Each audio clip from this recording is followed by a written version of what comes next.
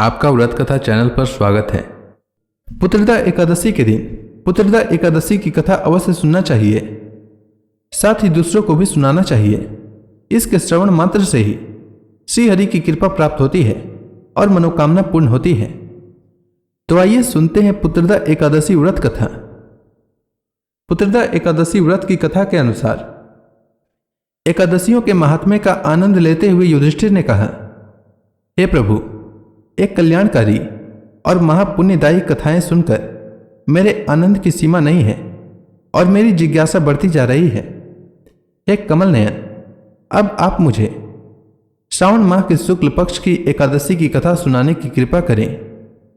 इस एकादशी का क्या नाम है तथा इसके व्रत का क्या विधान है, इसमें किस देवता का पूजन किया जाता है और इसका व्रत करने से किस फल की प्राप्ति होती है।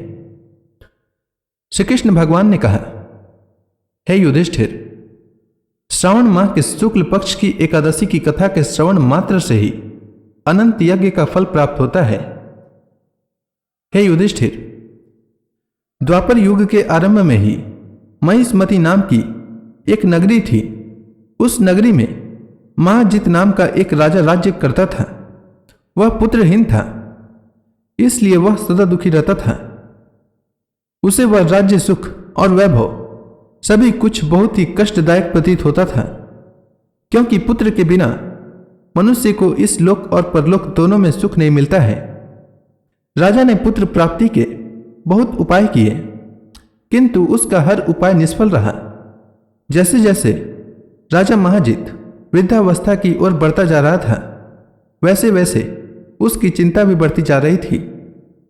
एक दिन राजा ने अपनी सभा को संबोधित करके कहा, न तो मैंने अपने जीवन में कोई पाप किया है और न ही अन्यायपूर्वक प्रजा से धन एकत्रित किया है, न ही कभी प्रजा को कष्ट दिया है और न कभी देवता और ब्राह्मणों का निरादर किया है।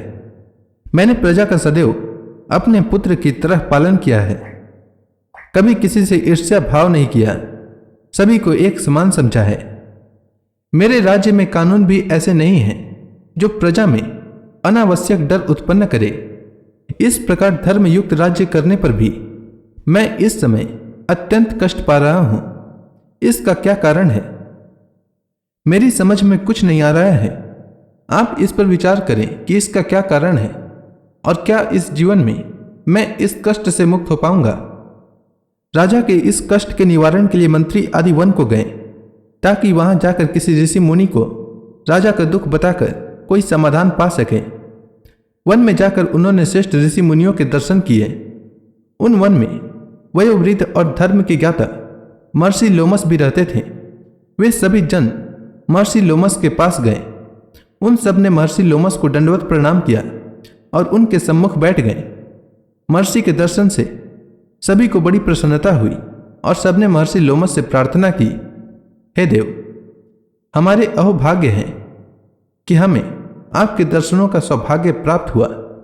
मंत्री की बात सुनकर लोमस ऋषि ने कहा, हे मंत्रीवर, आप लोगों की विनम्रता और सद्व्यवहार से मैं अति प्रसन्न हूं।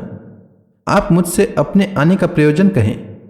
मैं आपके कार्य को अपने सामर्थ्य के अनुसार अवश्य ही करूंगा, क्योंकि हमारा शरीर ही परोपकार के लिए बना है। लोमस ऋषि के ऐसे मृदु वचन सुनकर मंत्री ने कहा, हे ऋषिवर, आप हमारी सभी बातों को जानने में ब्रह्मा से भी ज्यादा समर्थ हैं, अतः आप हमारे संदेह को दूर कीजिए। महिष्मति नामक नगरी के हमारे महाराज महाजित बड़े ही धर्मात्मा व प्रजावत्सल हैं। वह प्रजा का पुत्र की तरह धर्मानुसार पालन करते हैं, किंतु फिर भी वे पुत्रहीन हैं।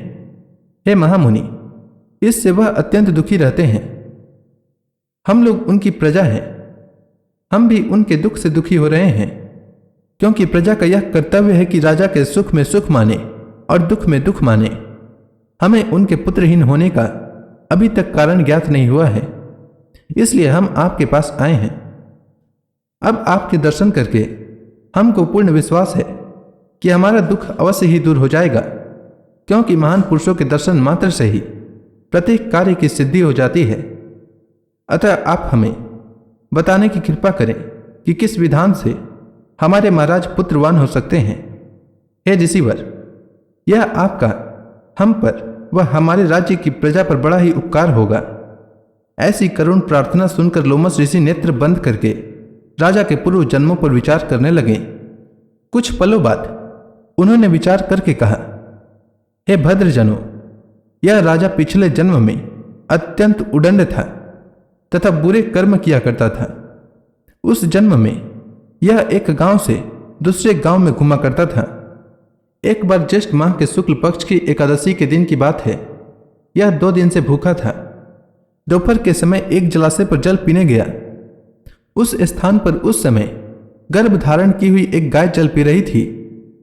राजा ने उसको प्यासे ही वहां से भगा दिया और स्वयं जल पीने लगा। हे श्रेष्ठ पुरुषों, इसलिए राजा को यह कष्ट भोगने पड़ रहे हैं।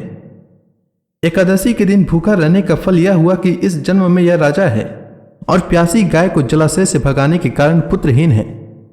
यह जान सभी सभासद प्रार्थना करने लगे, हे ऋषि श्रेष्ठ, शास्त्रों में ऐसा लिखा है कि पुण्य से पाप नष्ट हो जाते हैं।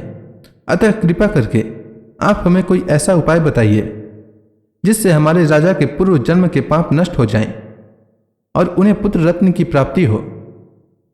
सभासदों की प्रार्थना सुनकर लोमस मुनि ने कहा, हे श्रेष्ठ पुरुषों, यदि तुम श्रावण माह के शुक्ल पक्ष की पुत्रदा एकादशी का व्रत और रात्रि जागरण करो और उस व्रत का फल राजा के निमित्त कर दो, तो तुम्हारे राजा के यहां पुत्र उत्पन्न होगा।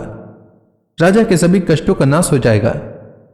इस उपाय को जानकर मंत्री सहित सभी ने महर्षि को कोटि कोटि धन्यवाद दिया तथा उनका आशीर्वाद लेकर अपने राज्य में लौट आए।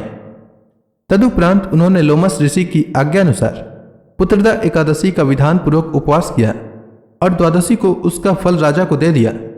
इस पुण्य के प्रभाव से रानी ने गर्भ धारण किया और 9 महीने पश्चात एक अत्यंत तेजस्वी पुत्र को जन्म दिया। हे पांडुपुत्र, इसीलिए इस एकादशी का नाम पुत्रदा पड़ा। पुत्र की इच्छा रखने वाले मनुष्य को विधान पूर्वक श्रावण माह के शुक्ल पक्ष की एकादशी का व्रत करना चाहिए। इस व्रत के प्रभाव से इस लोक में सुख और परलोक में स्वर्ग की प्राप्ति होती है।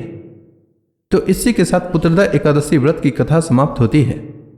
तो प्रेम से बोलिए भगवान विष्णु की जय, श्री कृष्ण भगवान की जय, समस्त देवी देवताओं की जय।